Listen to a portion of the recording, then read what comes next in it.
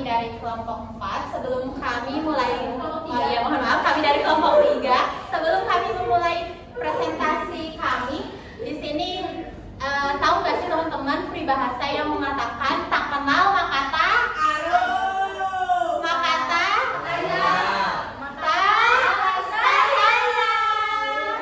maka dari itu kita kenalan dulu ya. Halo semuanya, perkenalkan nama saya Melanie Holia. Melanie, mencintaimu cuma dalam mimpi. Halo semua, namaku Naya, namanya akan terus bercahaya. Halo semua, namaku Rifa, Riang suka menyapa. Hai semuanya, nama saya Sheila, cantik, imun. Oke teman-teman, sebelumnya Bu Wanda yang kami hormati dan teman-teman semua, kita langsung saja ke presentasi kita, yaitu tentang keterampilan berbicara, yaitu mendongeng.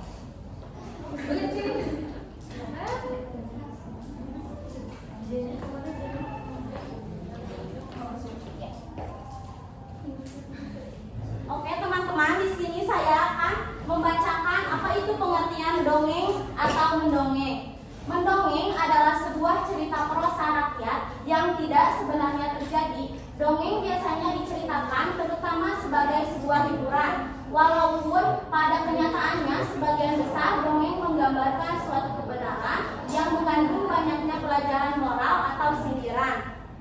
Apa itu mendongeng? Mendongeng adalah sebuah keterampilan dalam menunjukkan sesuatu yang mengisahkan tentang perbuatan atau suatu kejadian dan disampaikan secara lisan dengan tujuan memberikan pengalaman dan pengetahuan kepada orang lain. Oke teman-teman, selanjutnya ada jenis-jenis mendongeng. Di sini ada yang pertama yaitu sage yaitu cerita rakyat yang bersifat sejarah, tetapi di dalamnya telah tercampur dengan imajinasi dan juga fiksi. Nah, selanjutnya yaitu fabel. Fabel di sini yaitu menceritakan tentang hewan. Selanjutnya ada legenda, yaitu cerita rakyat dan yang dianggap benar-benar terjadi. Cerita jenaka, yaitu cerita yang bisa dijadikan penghibur. Selanjutnya ada cerita pelipurara. Sebenarnya ini hampir sama, jadi bisa menghibur seseorang. Selanjutnya ada juga cerita perumpamaan, yaitu cerita yang menghiaskan atau mengumpamakan sesuatu. Dan yang terakhir yaitu ada cerita mita ataupun cerita mitos. Oke, next. Ya, di sini saya akan menjelaskan tentang cara mendongeng. Yang pertama ada isi cerita mendongeng. Dalam isi cerita mendongeng tersebut, dalam dongeng biasanya disajikan yang paling penting isi cerita. Bagaimana kita menyampaikan isi cerita dongeng kepada anak atau siapapun yang mendongengkan. Kemudian yang kedua ada media dongeng. Media dongeng bisa berupa buku ya, atau misal untuk anak-anak sekarang bisa YouTube ya, atau bisa juga penggunaan alat properti lainnya. Kemudian yang ketiga ada suara pendukung. Maksud suara pendukung bagaimana suara pendongeng tersebut, bagaimana cara menyampaikan dongeng emosional atau dongeng cara kita dongengnya gembira atau gimana, itu bisa mempengaruhi kepada pemikiran anak-anaknya. Setelah kita mengetahui dari pengertian, terus ke jenis-jenis sampai ke cara mendongeng, kita tentu aja harus tahu kira-kira manfaat apa sih dari mendongeng itu. Yang pertama yaitu membangun komunikasi antara orang tua dan anak. Itu udah pasti salah satu cara untuk pendekatan anak-anak ketika masih anak-anak kecil, minimal 3 bulan lah, 3 bulan 4 bulan harus dibiasakan untuk menceritakan dongeng biar mereka merasa dekat sama kita. Terus kemudian media penyampaian pesan, tentu di dalam sebuah cerita dongeng itu pasti ada kayak pesan atau apa yang bisa kita ambil ya di hidup sehari-hari. Terus ada mengembangkan imajinasi, tentu aja dongeng bisa mengembangkan imajinasi kita dalam hal ya berimajinasi. Terus mengembangkan kecerdasan emosi. Terus ada juga menumbuhkan minat membaca.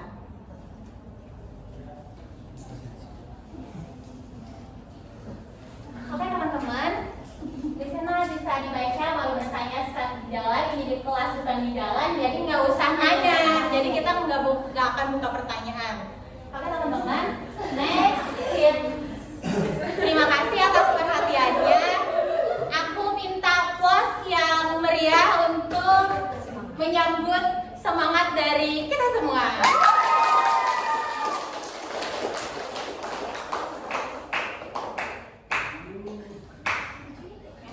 Ini bukan cerita Fadel ya, tapi Fabel.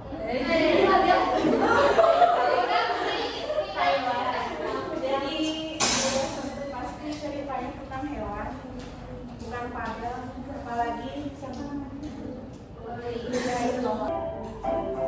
Di sebuah desa kecil hiduplah seorang kucing tua yang bernama Kiki.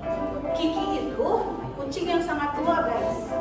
Kucing yang tua yang bahkan sampai langkah kakinya itu gak secepat yang dulu. Jadi ketika dia ingin memakan makanan atau ya, jadi dia pikir kalau untuk mencari makanan ya dengan cara apapun dia gak bisa karena dia udah tua.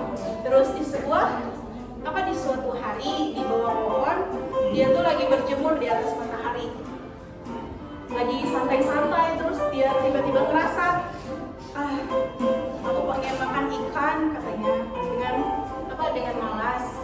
Tapi ya tentu dia gak punya cara dia tidak punya motivasi untuk mencari makanan itu, apalagi untuk menangkap ikan karena dia kucing yang sangat tua. Terus setelahnya di sekitar sana, di dekat sana hiduplah tikus kecil yang bernama Tito. Tito itu tikus yang licik dan juga cantik, yang juga seorang penjelajah. Dan dia juga jadi sering melihat Kiki yang selalu ada di sekitar sana. Dan dia juga sering melihat Kiki, jadi dia memiliki ide cerdik. Kalau Kiki tidak bisa menangkap ikan, mengapa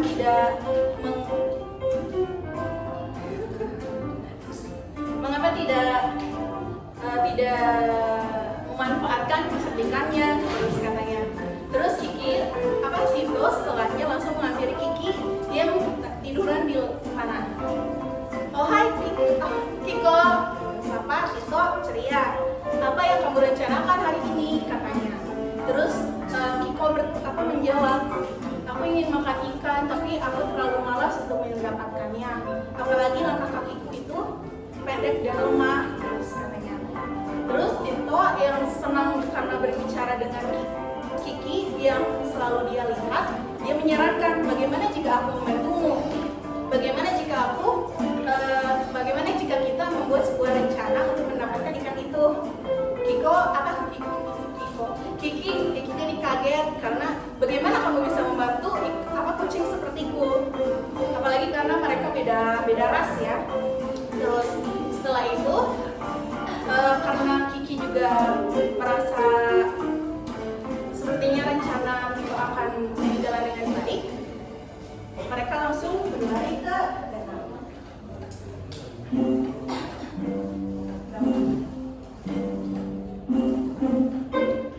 Nah, keduanya langsung berjalan ke danau dan Tito berjalan ke sisi danau, sedangkan Kiki tak jauh dari sisi danau juga. Terus Tito dengan cerdiknya menggoyangkan ekornya ke atas danau untuk menarik perhatian ikan-ikan agar naik ke atas. Nah, terus Tito mulai untuk memberi aba-aba kepada Kiki untuk siap-siap untuk mengambil ikan itu. Tapi karena Kiki yang sudah tidak sabar, apalagi dia sudah lama tidak memakan ikan, tanpa aba-aba, tanpa mendengar aba-aba dari Tito, dia langsung melompat ke danau, celung, gitu. Ya, bukannya menangkap ikan, dia malah terjebur ke dalam danau. Terus dengan basah kuyup, Tito yang di samping tepi danau langsung tertawa, sambil melompat-lompat karena menertawakan Kiki yang basah kuyup di danau. Terus Tito mulai memberikan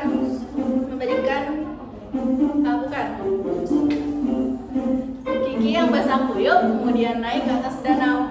Dia langsung menggoyangkan bulu-bulunya yang basah karena air yang tinggi dari danau. Lalu setelah itu Kiki yang merasa masih tertawa, dia bilang, hahaha, bagaimana jika kita melakukannya lagi dengan cara yang lain, tapi kamu harus lebih tenang, katanya.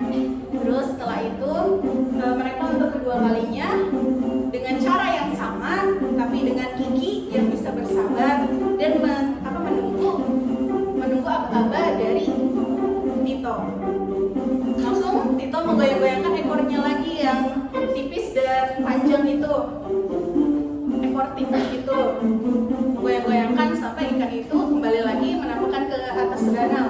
Sampai dengan Kiki dengan cepat lalu menangkap ikan itu, lalu mereka pun langsung bergembira. Kiki langsung senang karena sampai aku mendapatkan akhirnya aku memakan ikan tersebut. Terima kasih Tito, katanya. Terus keduanya juga langsung berlari kembali ke lapangan hijau, ke bawah pohon dan menikmati ikan tersebut sama-sama. Kiki jadi mendapat pelajaran jika walaupun mereka berbeda ras, mereka bisa berpetualang dengan menarik. Ya, dengan menarik. Ya, sekian. Terima kasih, maaf jika banyak kesalahan. Wassalamualaikum warahmatullahi wabarakatuh.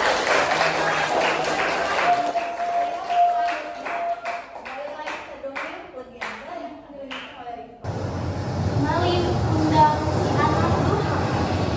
Pada suatu hari, ada sebuah keluarga terdiri dari ayah, ibu, dan anaknya seorang laki-laki yang bernama Malin Kundang. Karena keadaan ekonomi mereka yang memprihatinkan, ayahnya memutuskan untuk mencari nafkah ke negeri seberang dengan menyeberangi lautan yang sangat luas. Tapi 1 minggu, 2 minggu, 1 bulan, 2 bulan, bahkan 1 tahun lamanya, ayahnya tidak pernah pulang ke kampung halamannya. Hingga suatu hari, ibunya memutuskan untuk menggantikan peran ayahnya mencari nafkah. Tidak lama kemudian, Malin Kundang beranjak dewasa. Malin adalah anak yang sangat cerdas. Ia sedikit nakal. Ia suka mengejar ayam, suka juga memukul ayam. Namun, suatu hari ketika Malin mengejar ayam, kaki ia tersandung batu. Ia terjatuh, tangan kanannya terluka. Lukanya berbekas, tidak bisa hilang. Ketika Malin dewasa, ia mulai berpikir. Ia merasa kasihan kepada ibunya karena terus-terusan banting tulang untuk menafkahi dirinya.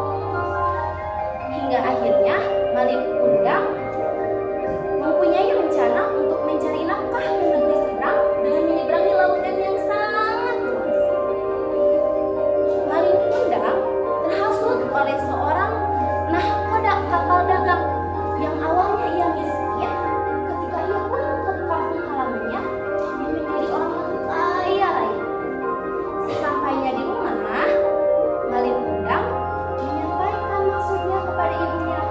Namun, ibunya tidak menyetujuinya. Tapi, karena Malin Kundang terus memaksa ibunya, akhirnya ibu Malin Kundang menyetujuinya walau dengan berat hati. Esok hari, setelah Malin Kundang mempersiapkan perlengkapan yang akan dibawa, ibu dan Malin Kundang pergi ke dermaga. Sebelum Malin Kundang memulai perjalanan, ibunya berpesan, "Anakku, jika kamu sudah menjadi orang yang berkecukupan, jangan lupakan ibu sama kampung halamanmu ini ya nak," ucap ibunya. Berjalanlah Malin Kundang memakai kapal tersebut. Di tengah perjalanan, kapal yang dinaiki Malin Kundang diserang oleh bajak laut. Semua barang dagangan dan orang yang ada di dalam kapal tersebut dibunuh oleh para bajak laut. Tapi Malin Kundang merasa bersyukur karena ketika peristiwa ini terjadi, Malin Kundang segera bersembunyi di suatu ruangan kecil yang tertumpuk oleh kain.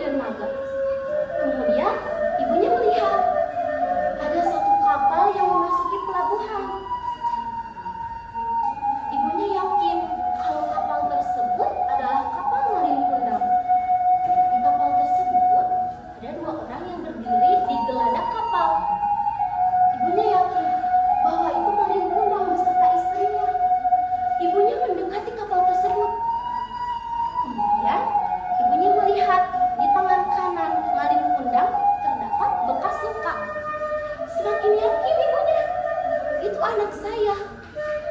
Terus semakin dekat, ibunya lari.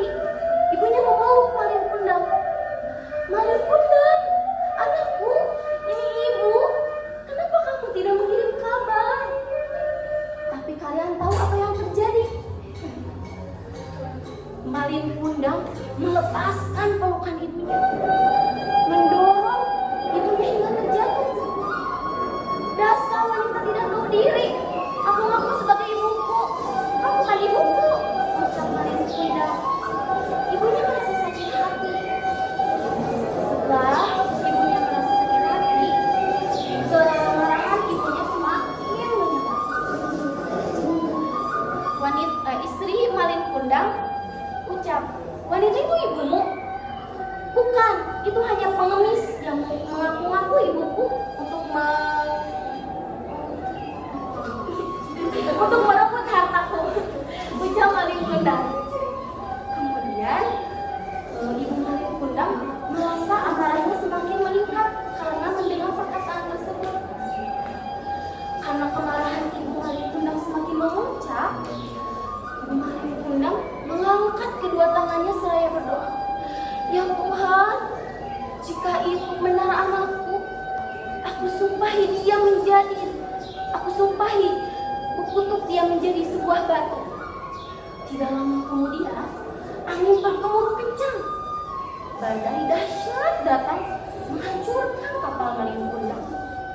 Tidak lama kemudian, Malin Kundang tubuhnya kaku. Hingga akhirnya Malin Kundang berubah menjadi batu. Tamat. Sebelumnya, para pesan moral dari dongeng yang saya sampaikan, kita sebagai anak teruslah berbakti kepada orang tua. Jika kita sudah berhasil, sukses, janganlah lupakan pengorbanan orang tua karena orang tua yang merawat kita dari kecil. Terima kasih. Di sebuah desa di tepi hutan tinggallah seorang pemuda bernama Jaka Tarub. Jaka Tarub adalah pemuda yang sangat gigih dan juga amat tampan. Bahkan para gadis di desa itu banyak sekali yang menyenanginya. Wah, Jaka Tarub tampan sekali, ucap salah satu gadis yang melihat Jaka Tarub.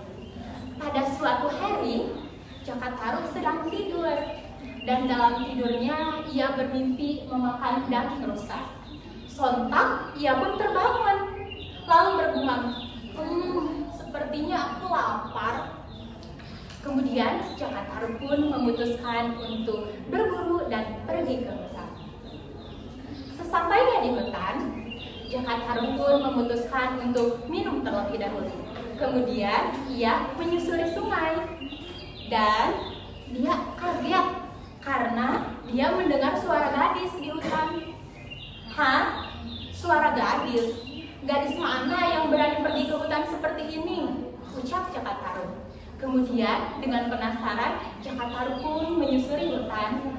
Dan betul saja, suara yang ia dengar berasal dari bidadari yang sedang mandi di sungai.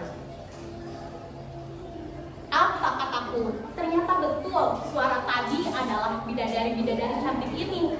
Alangkah bahagianya aku jika bisa menikahi salah satu dari ketujuh bidadari tersebut. Kemudian Jaka Tarub pun memikirkan bagaimana caranya supaya dia bisa menikah dengan salah satu dari ketujuh bidadari tersebut. Bagaimana ya caranya? Ucap Jaka Tarub. Aku punya ide. Tadi kulihat ada selendang di atas batu itu. Bagaimana jika aku mengambilnya dan nanti aku akan berpura-pura menemukannya? Kemudian, benar saja, Jaka Tarub pun mengendap-endap mengambil selendang itu. Sementara para bidadari hendak pulang ke kediaman. Hei Nauman, sedang apa kau di sana? Ayo kita pulang, tanya salah satu dari bidadari itu. Ini, aku sedang mencari selendangku yang hilang. Padahal tadi aku simpan selendangnya persis di atas batu itu, sama seperti selendang milik kalian. Karena tanpa selendang itu bagaimana aku bisa pulang ke Kahyangan? Jawab Nawang Wulan. Maaf Nawang Wulan, kami tidak bisa menunggumu karena hari sudah mulai gelap. Jawab temannya. Dengan sedih, Nawang Wulan pun tidak bisa pulang bersama teman-temannya. Kemudian ia pun memutuskan untuk menyusuri jalan setapak, kemudian sampailah ia di sebuah rumah, yakni rumah Jaka Tarub. Apa? Benar saja gadis itu mencari selendang ini, ucap Jaka Tarub. Kemudian Jaka Tarub pun menghampiri gadis tersebut. Wahai gadis cantik, siapakah dirimu? Aku lihat kau tampak sedih dan kebingungan, tanya Jaka Tarub. Kemudian gadis tersebut pun menjawab, hai pemuda, aku adalah Nawang Wulan. Sesungguhnya aku adalah bidadari dari Kahyangan yang sedang mencari selendang. Karena tanpa selendang itu aku tidak bisa pulang ke Kahyangan. Jaka Tarub pun kaget. Ternyata wanita tersebut adalah bidadari, dan bidadari tidak bisa menikah dengan manusia. Hai Nawang Wulan, aku adalah Jaka. Bagaimana jika kau tinggal saja di sini bersamaku? Nawang Wulan pun berpikir sejenak. Baiklah Jaka, aku akan tinggal bersamamu. Sungguh baik sekali dirimu. Kemudian mereka pun hidup beriringan dan Nawang pun menjadi istri dari Jaka Tarub. Dan mereka pun dikaruniai satu gadis mungil yang diberi nama Nawangsi. Tetapi ada yang mengganjal di hati Jaka Tarub karena lumbung padinya itu tidak pernah berkurang. Padahal setiap hari Nawang Wulan selalu anak nasi. Aneh sekali, kenapa lumbungku tidak pernah berkurang, ucap Jaka Tarub. Kemudian pada suatu hari, Nawang Wulan hendak pergi ke sungai untuk mencuci. Dan dia pun berpesan kepada suaminya, wahai suamiku, aku akan ke sungai untuk mencuci. Jangan sekali-kali kau membuka tutup nasi yang sedang aku masak. Baiklah istriku, jawab Jaka Tarub. Sepeninggal Nawang Wulan, Jaka Tarub pun dengan penasaran bergegas pergi ke dapur untuk membuka tutup nasi yang sedang dipasak oleh istrinya tadi. Alangkah terkejutnya dia ketika melihat bahwa di dalam kukusan nasi tersebut hanya ada satu butir beras saja. Hah? Apa? Hanya satu butir beras saja? Pantas saja lumbungku tidak pernah berkurang, ucap Jaka Tarub. Suamiku, kenapa engkau sampai melanggar pesanku? Kalau begitu, aku tidak akan bisa menggunakan kekuatanku lagi untuk menanak nasi. Kemudian mereka hidup sebagai manusia sewajarnya. Pada suatu hari, Nawang Wulan hendak pergi ke lumbung untuk membawa nasinya. Dan matanya tertuju pada satu benda yang tersimpan di tumpukan padi paling bawah. Sepertinya aku kenal benda ini. Nawang pun mengambilnya. Dengan emosi ia berkata, ternyata selama ini suamiku lah yang telah membohongiku. Lalu ia pun bergegas menghampiri Jaka Tarub dan bertanya, hai Jaka, ternyata selama ini kau yang telah mengambil selendangku. Kalau begitu sekarang aku akan pulang ke Kahyangan, ucap Nawang Wulan. Maafkan aku istriku, tapi bagaimana dengan nasib anak kita Nawangsi? Jawab Nawang Wulan. Walaupun aku sudah tidak menganggapmu lagi sebagai suamiku, tapi Nawangsi tetaplah anakku, ucap Nawang Wulan yang kemudian memakai selendangnya dan ia pun terbang pulang ke Kahyangan. Jangan tinggalkan aku istriku, teriak Jaka Tarub. Demikianlah Nawang Wulan pun pulang ke Kahyangan meninggalkan suami dan juga anaknya Nawangsi. Oke teman-teman, Jadi pesan moral yang dapat diambil dari dongeng tersebut yaitu ketika kita sedang menjalani sebuah kegiatan, maka dasarilah dengan kejujuran, karena tanpa kejujuran semuanya tidak akan berakhir dengan indah. Sekian, terima kasih.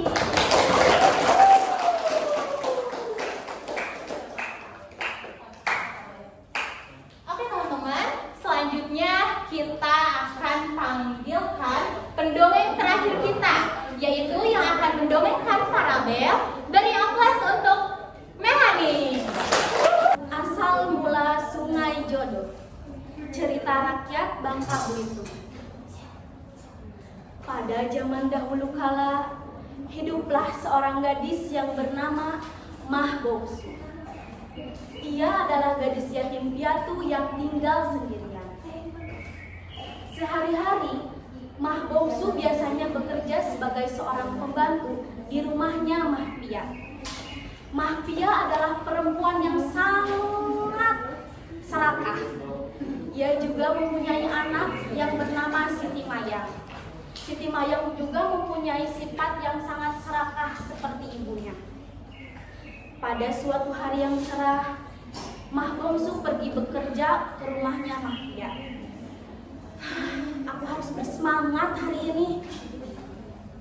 Pagi itu, Mah Bongsu memulai pekerjaannya dengan mencuci pakaian di sungai dekat rumahnya Mah Pia. Di sini aja deh mencucinya. Saat Mah Bongsu sedang mencuci pakaian, tiba-tiba datanglah ular yang melintas di depannya. Ular! Tolong! Jangan gigit aku, wahai ular, tolong! Namun ternyata, ular itu tidak menyerang Mah Bongsu. Malah, ular itu menari-nari di depannya. Wahai kenapa, wahai ular? Hah? Apa yang kau lakukan? Oh, kulitmu terluka. Alangkah kasihannya kamu, ular yang malang.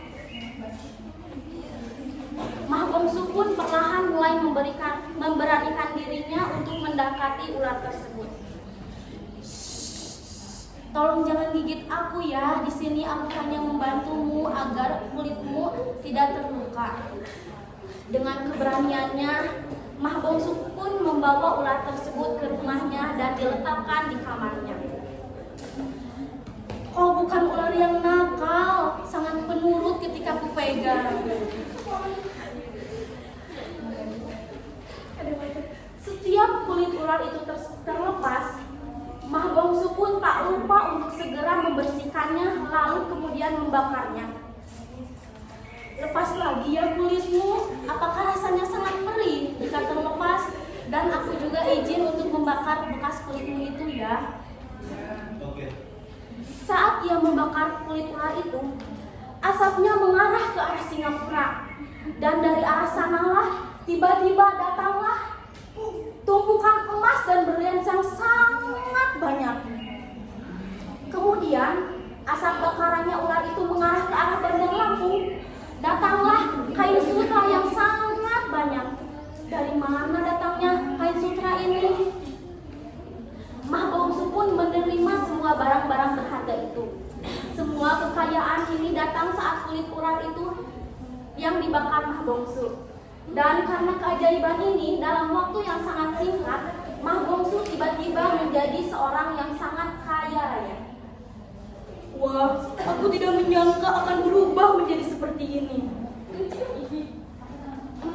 Bagaimana gadis itu bisa kaya secara tiba-tiba?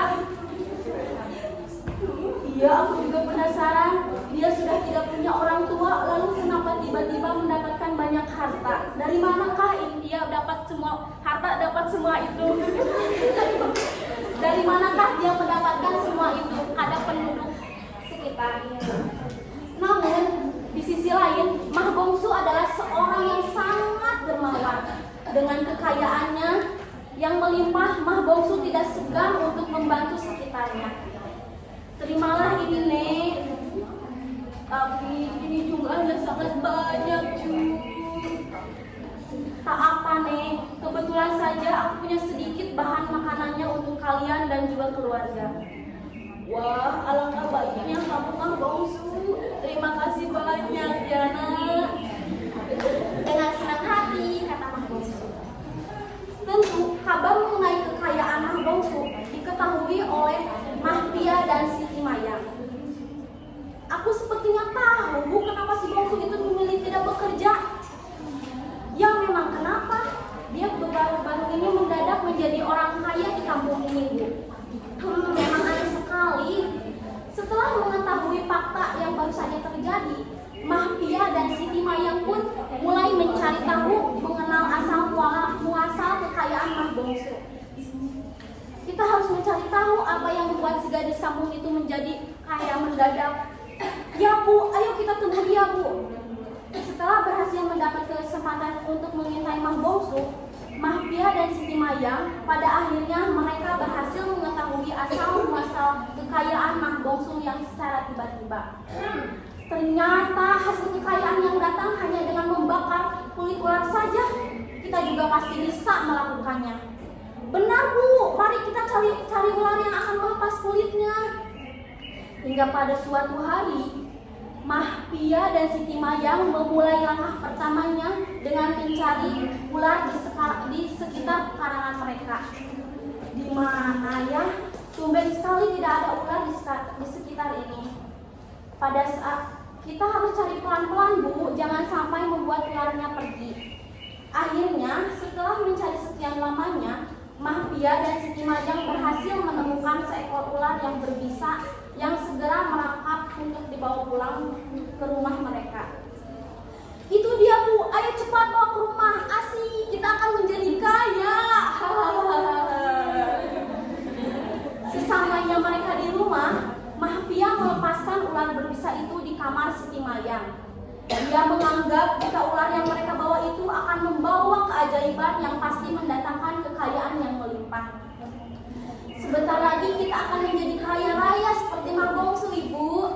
Ya, kita pasti akan yang lebih kaya. Namun, ibu dan anak itu harus bernasib malang karena ular yang mereka tangkap bukanlah seekor ular yang ajaib seperti yang ditemukan oleh Mah Bongsu. Tetapi dengan tiba-tiba ular berbisa itu malah menggigit Mayang yang tidak menyadari sekitarnya. Ah, Ibu, tolong Ibu, sakit Ibu. Bisa di dalam ular itu seketika masuk dengan cepat dari bagian yang digigit ular itu, yang mulai menyebar ke dalam tubuh Siti Mayang. Anakku Siti Mayang, bangunlah nak, bangunlah. Ternyata selama ini dia bukan ular keberuntungan tetapi ular malapetaka. Sementara itu, saat ini ular yang dirawat Mah Bongsu akhirnya telah sembuh sekian lama. Wah, seluruh lukamu sudah sembuh. Kau sekarang bisa beraktivitas dengan kedepannya. Saat Mah Bongsu akan memberikan ular tersebut makan, seperti yang biasanya ia lakukan, tiba-tiba ular itu mulai berbicara yang membuat Mah Bongsu terpaku. Mah Bongsu, terima kasih banyak karena sudah merawatku sampai sekarang dan sekarang sudah saatnya aku melamarmu menjadi istriku. Mendengar suara dari mulut ular itu segera membuat Mah Bongsu pun menjauh dan tercengang dengan kejadian begitu cepat. Apakah kau baru saja berbicara, wahai ular? Bagaimana bisa? Seketika ular itu dengan cepat berubah wujud menjadi seorang pemuda yang gagah dan tampan. Sementara itu, kulit ularnya berubah menjadi sebuah rumah megah dan indah. Di depannya sekarang baru saja terjadi keajaiban untuk kesekian kalinya. Walaupun pada awalnya ia bingung dengan yang terjadi, dengan tulus Mah Bongsu pun menerima lamarannya. Sehingga pada akhirnya Mah Bongsu serta suaminya itu berakhir dengan hidup bahagia. Konon katanya tempat kejadian tersebut dinamakan oleh warga setempat dengan nama Desa Tiban, yang berarti rezeki, sedangkan sungai yang tempat Mah Bongsu menemukan pemuda tersebut dinamakan Sungai Jodoh, yang dipercayai sebagai tempat di mana kita bisa bertemu dengan jodoh kita. Dan pesan yang dapat kita petik dalam cerita ini adalah di mana kita jangan menjadi orang yang sombong dan takabur pada kesenangan dunia. Kita harus rendah hati, tolong menolong sesama manusia, dan jangan iri kepada rezekinya orang lain. Dan kita bisa lihat jodoh datang secara tiba-tiba, karena jodoh, rezeki dan maut sudah diatur yang di atas. Oke teman-teman semua, karena semua pendongeng telah menampilkan dongengnya yang sangat keren, yang sangat keren, maka dari itu sekian dari kami pamit undur